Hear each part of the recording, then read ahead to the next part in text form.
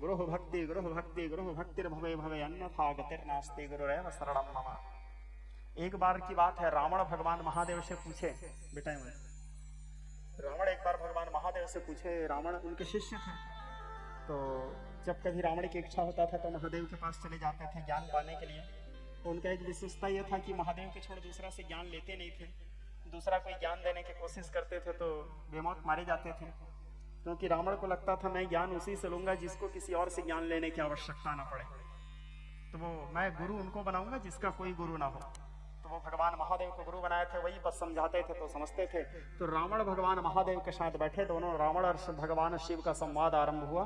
तो रावण भगवान महादेव से पूछे कि गुरुदेव, इस संसार में सबसे उत्कृष्ट भक्ति क्या है?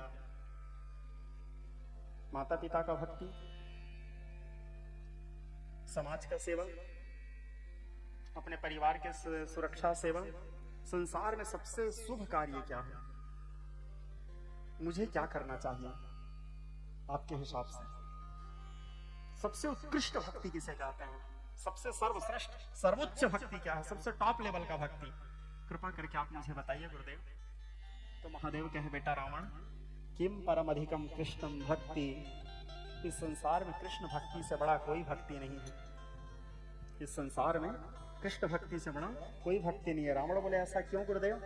तो महादेव कहे, बेटा, गो कोटि दान ग्रहणेशु गया काशी अयुत कल्पवास, यज्ञायुतम मेरु स्वर्ण दानम गोविंद नामनेति न कदापि न तुल्यम। एक एक शब्दों को समझना। भगवान महादेव कहे, शिव उवाच, गो कोटि दान ग्रहणेशु गया काशी अयुत कल्पवास। ग्रहण काल में करोड़ों गौदान करने का जो पुण्य है, एक गौदान नहीं, करोड़ों, करोड़ भी नहीं, करोड़ों, गो कोटि दान ग्रहणेशु, करोड़ों गौदान करने का जो फल है। गया काशी अयुत कल्पवास, गया जी में, काशी जी में जा करके हजारों हजारों बार कल्पवास करने का जो फल है, करोड़ों गौदान करने का जो फल है, अनेक प्रकार के यज्ञ जप तप करने का जो फल है, ये सारा फल मिल करके भी गोविंद नाम नेति न कदापि न तुल्यम, गोविंद नाम के बराबर नहीं है, कृष्ण के नाम के बराबर नहीं है। हे पुत्र, एको अपि कृष्ण कृत प्रणाम। महादेव कहे, एकमात्र भगवान कृष्ण ऐसे हैं जिसको यदि कोई व्यक्ति सच्चा श्रद्धा से प्रणाम कर लेते हैं, एको अपि कृष्ण कृत प्रणाम दशस्वमेघम समयेति पुण्य। हजारों अश्वमेघ यज्ञ का फल उसको कृष्ण को प्रणाम करने मात्र से ही मिल जाता है, दशाश्वमेघम समयेति पुण्य। और दूसरा पुत्र, कृष्ण प्रणामी पुनर्न भवाय, जो कृष्ण को प्रणाम करते हैं वो दोबारा इस संसार रूपी बंधन में नहीं आते, वो भाव बंधन से मुक्त हो जाते हैं। जो उसके बंधन में बंधते हैं वो किसी और के बंधन में फिर नहीं बंधते। इसलिए सर्वोच्च भक्ति जो है वो कृष्ण भक्ति ही है, सर्वश्रेष्ठ भक्ति जो है वो कृष्ण भक्ति ही है। रावण बोले, ठीक है, तो अब ये बताओ गुरुदेव। बोले, हाँ क्या हुआ? बोले, ऐसा और कोई भक्ति है नहीं जिसके सामने कृष्ण भक्ति भी छोटा पड़ जाए। ऐसा और कोई भक्ति है जिसके सामने इतना कृष्ण भक्ति की बड़ाई की है? समझ आया मेरे को? ऐसा कोई भक्ति और है क्या जिस भक्ति के सामने कृष्ण भक्ति भी हाथ जोड़ करके खड़ा हो जाए, कृष्ण भक्ति भी जिसके सामने नतमस्तक हो जाए? तब फिर महादेव कहे, पुत्र, किम परम अधिकम कृष्णम भक्ति, कृष्ण भक्ति से तो बड़ा कुछ नहीं हो सकता, लेकिन न गुरोर अधिकम न गुरोर अधिकम, गुरु भक्ति के सामने कृष्ण भक्ति भी छोटा है। यदि कृष्ण भक्ति कर रहे हो तो साथ में अलग से आपको गुरु भक्ति करना पड़ेगा ही, क्योंकि बिना गुरु भक्ति के कृष्ण भक्ति पूर्ण नहीं हो सकता है। लेकिन गुरु भक्ति करने वाले व्यक्ति को अलग से कृष्ण भक्ति करने की भी आवश्यकता नहीं है। क्यों? रोम रोम गुरुवर का तीरथ आंखें सूरज चंदा, गुरुमुख से है अमृत बरसे छूटे अमृत फंदा, गुरु मंत्र को जप ले प्यारे ओ, गुरु मंत्र को जप ले प्यारे, गुरु में सब है समाया, राम तभी भगवान कहाए जब वह गुरु को पाया, गुरु मिल जाए सब मिल जाए ओ, गुरु मिल जाए सब मिल जाए, बाकी सब है झूठे, गुरु का प्यार न रूठे, गुरु दरबार न छूटे, गुरु का प्यार न रूठे, गुरु दरबार न छूटे, गुरुवर की रहमत से बंदे ओ,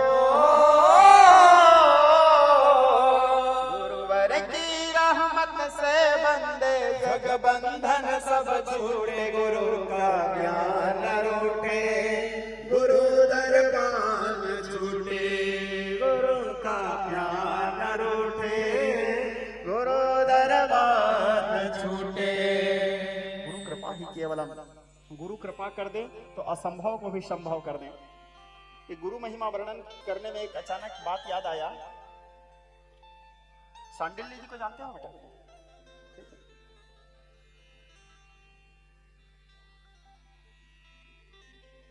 सांदीपनी को भी जानते होंगे सभी लोग, आप लोग। कौन है सांदीपनी?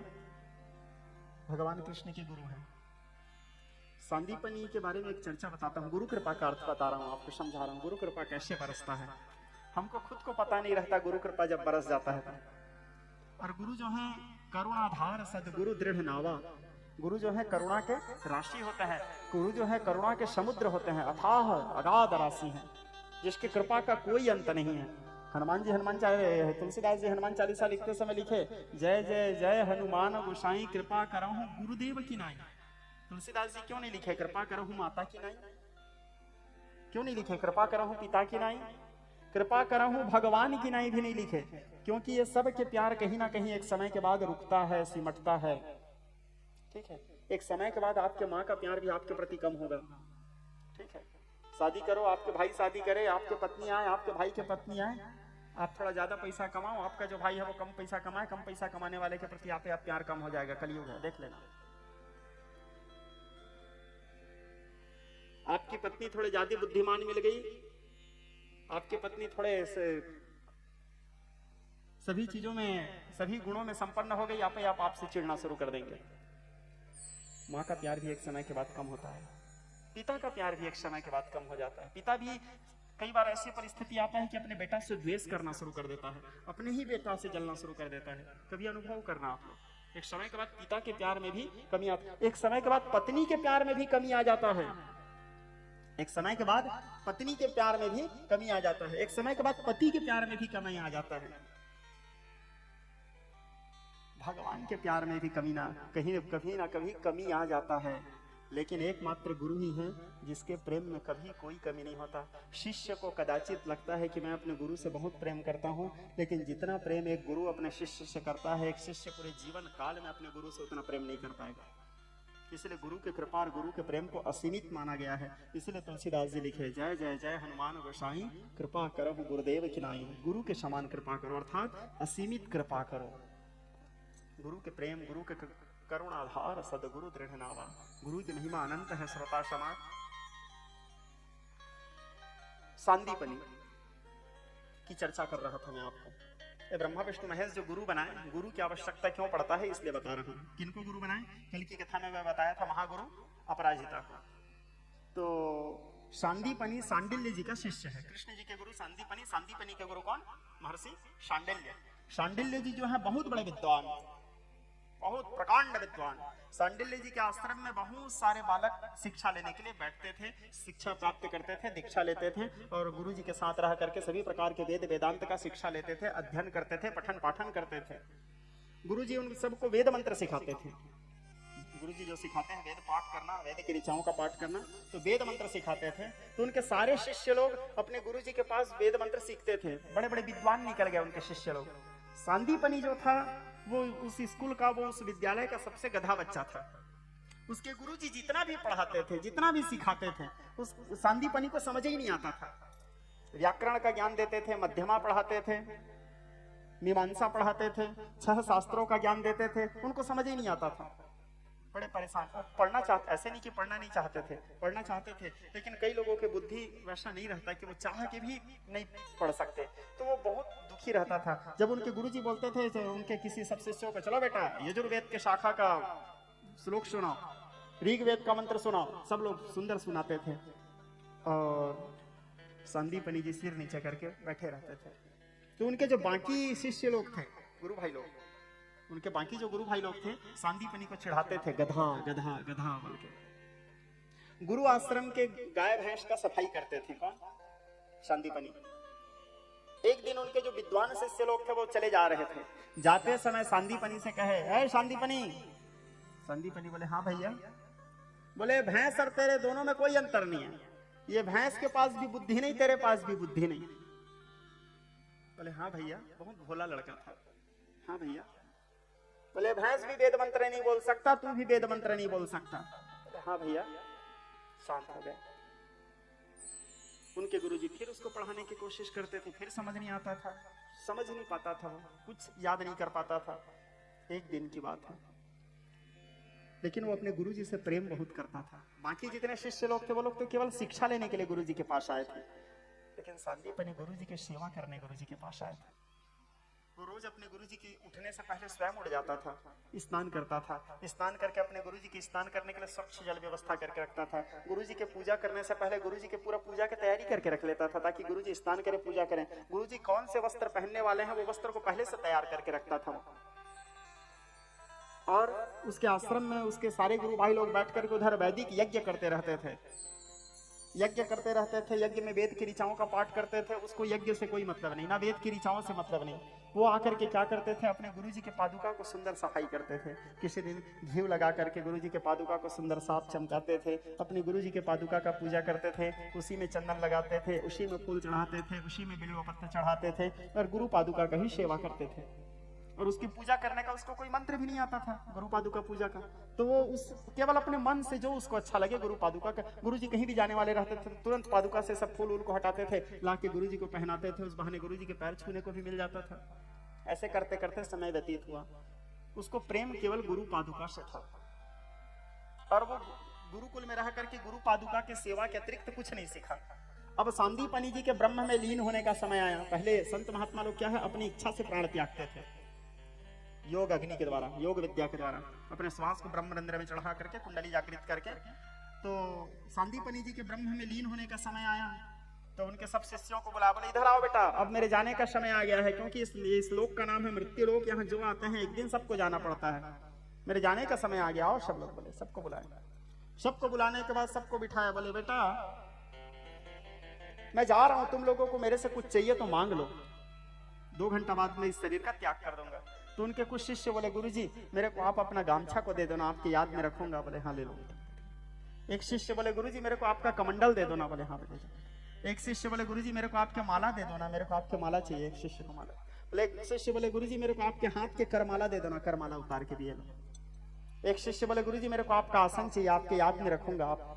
बोले हाँ आसन दे दीजिए। जो जो मांगता गया। एक शिष्य आया गुरुजी मेरे को अष्ट सिद्धि चाहिए, गुरु कृपा से उनको अष्ट सिद्धि दे दिए। एक शिष्य आया गुरुजी मेरे को 9 निधि चाहिए।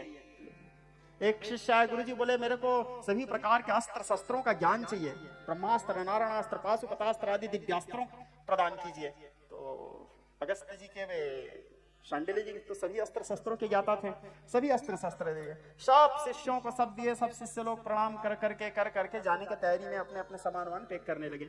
सांदीपनि बस आखिरी तक नहीं आया अपने गुरु जी के पास।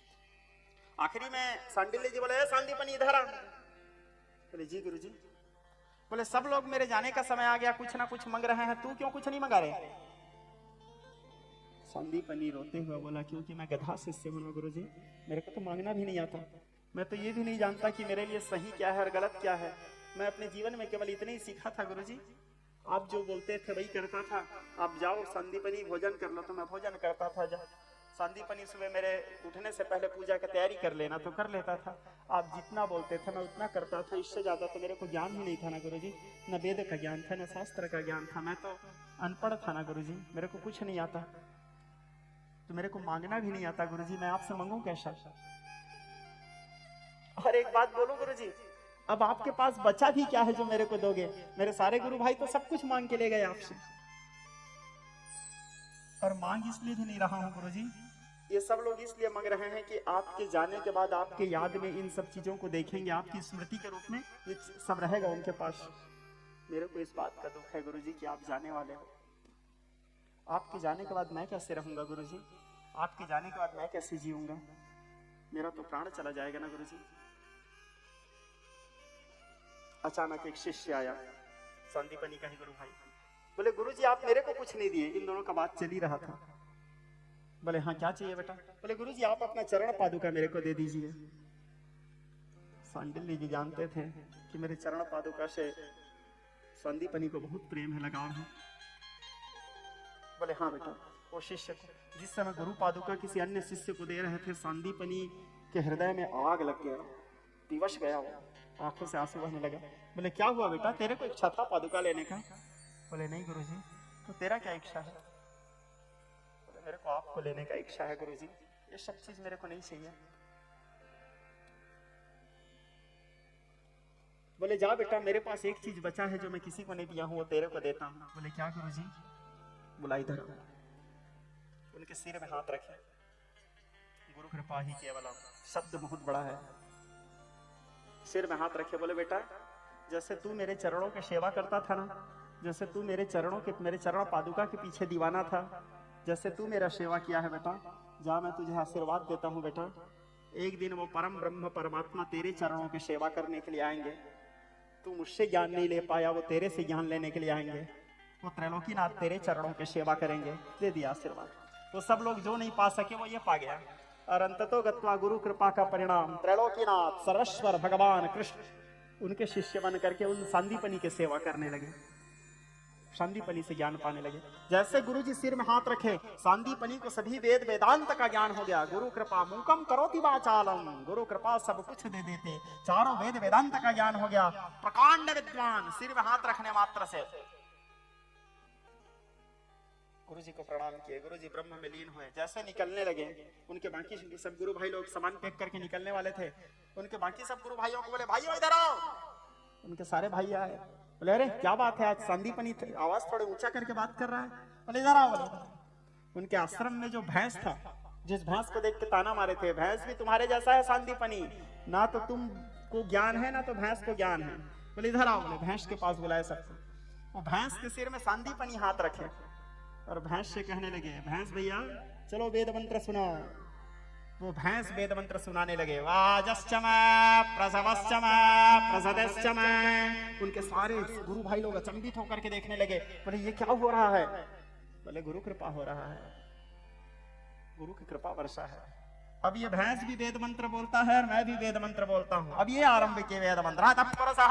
नारायणो काम प्रजा सृजयेते नारायणात् प्राणो जायते मनः सर्वेन्द्रियाणि च खम्भारो ज्योतिरापः प्रथमै विश्वस्य धारणे नारायणात् ब्रह्मा जायते नारायणात् विष्णु जायते नारायणात् रुद्रो जायते नारायणात् प्रजापति प्रजायते नारायणात् द्वादशादित्यात् रुद्रात् वसवः सर्वाणि छन्दांसि नारायण देवा समतिपद्यन्ते नारायण प्रवर्तन्ते नारायण प्रलीयन्ते अथादित्यो नारायणः ब्रह्मा नारायणः विष्णु नारायणः शिवस्य नारायणः रुद्रस्य नारायणः कालस्य नारायणः निजस्य नारायणः विदिशस्य नारायणः ऊर्ध्वं च नारायण वेदग्ध्वं सर्वं यद्भूतं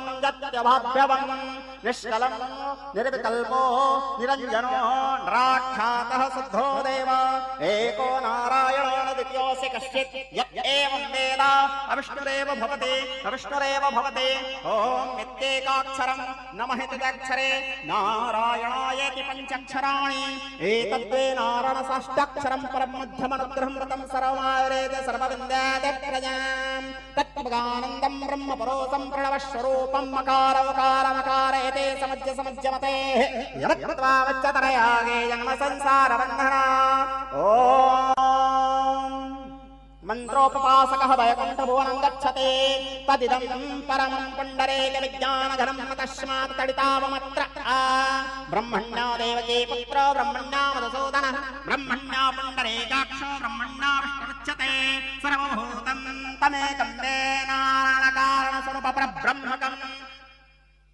उनके सारे गुरु भाई अचंभित हो गए। बोले चित्र गुरु मंत्र।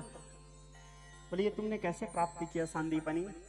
बोले मैं वेद पढ़ के प्राप्त नहीं किया हूँ भाइयों, ना शास्त्र पढ़ के प्राप्त किया हूँ। तो बोले कहाँ से प्राप्त किए? तब सांदीपनी जी बोले बड़ा सुंदर शब्द। बोले कहाँ से प्राप्त किए? तो बोले एक एक शब्दों को ध्यान देना, कहाँ से मिला सब ज्ञान? अनंत संसार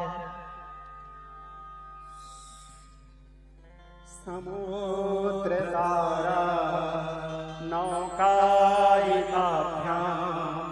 गुरु भक्तिदाभ्यां वैराग्य साम्राजन भोजनाभ्यां नमो नमः श्री श्री गुरुपाद श्री श्री गुरु पादुकाभ्याम कामादि सर्प ब्रजदारुणाभ्याम विवेक वैराग्य निधि प्रदाभ्याम बोध प्रदाभ्याम द्रुत मोक्षदाभ्याम नमो नमः श्री श्री गुरु पादुकाभ्याम नमो नमः श्री श्री गुरु पादुकाभ्याम। अपने गुरु पादुका से मेरे को सारा ज्ञान मिला है। कामादि सर्प ब्रजगारुणाभ्याम, गुरु पादुका करता क्या है? हमारे शरीर में काम आदि जो सर्प होते हैं उसको गरुड़ बन के खाने का काम करता है। कामादि सर्प ब्रजगारुणाभ्याम विवेक वैराग्य निधि प्रदाभ्याम, विवेक प्रदान करता है, वैराग्य प्रदान करता है, अष्ट सिद्धि और नौनिधि ऐसे ही दे देता है। बोध प्रदाभ्याम, दूरगामी सोचने की क्षमता प्रदान करता है। बोध प्रदाभ्याम द्रुत मोक्षदाभ्याम, मोक्ष उसके सामने हाथ जोड़ के खड़ा रहता है। मेरी आवश्यकता है क्या आपको जो गुरु पादुका का उपासना करता है? बोध पदाभ्याम द्रुत मोक्षदाभ्याम नमो नमः श्री गुरु पादुकाभ्याम। ऐसी गुरु पादुका है। तो गुरु पादुका से ये सांदीपनि जी त्रैलोकीनाथ उनके सेवा करने के लिए आए थे। जो इस अखिल विश्व ब्रह्मांड, जो सर्वेश्वर कृष्ण, एकमात्र भगवान कृष्ण ही हैं जो ये बोले हैं कि मैं भगवान हूँ। बाकी कोई नहीं बोले मैं भगवान हूँ।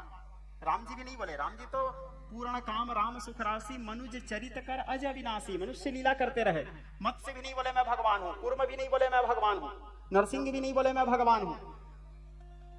गुरु नानक जी भी कभी नहीं बोले मैं भगवान हूँ। पैगंबर साहब भी कभी नहीं बोले मैं भगवान हूँ। ईसा मसीह भी नहीं बोले मैं भगवान हूँ। सब लोग क्या बोले? हम भगवान के संदेश वाहक हैं। तुलसीदास कभी नहीं बोले मैं भगवान हूँ, मैं भगवान के संदेश वाहक हूँ। जो संत महात्मा हुए जितने भी आए इस संसार में, इंद्र वरुण कुबेर कभी नहीं बोले मैं भगवान हूँ। एकमात्र भगवान कृष्ण ही है जो सीना ठोक के बोले हाँ मैं भगवान हूँ।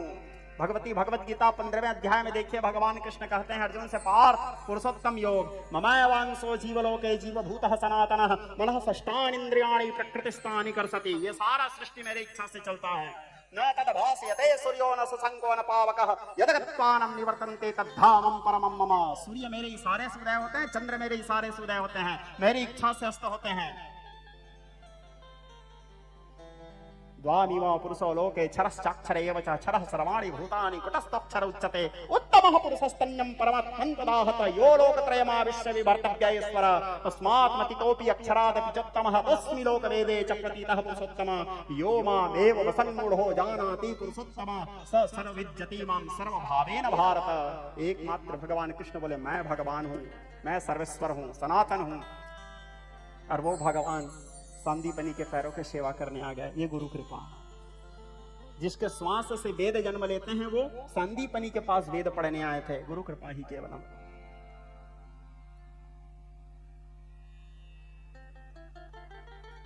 इसीलिए तुलसीदास जी लिखे, करुणाधार सद्गुरु दृढ़ दुर्लभ साज सकल करी। गुरु कब कैसे कृपा बरसा दे ये तो गुरु भी नहीं जानते रहते शिष्य के ऊपर। गुरु कृपा ही केवलम, गुरु कृपा ही केवलम। तो भगवान को भी जरूरत पड़ता है, बिना गुरु के तारण तरण नहीं। हमारे सदग्रंथों में तो यहाँ तक बताया है, जो व्यक्ति अपने जीवन में गुरु नहीं बनाया है और बिना गुरु बनाए यदि वो किसी स्थान में बैठता है तो उसके बैठने से वो धरती सवा हाथ भूमि अपवित्र हो जाती है।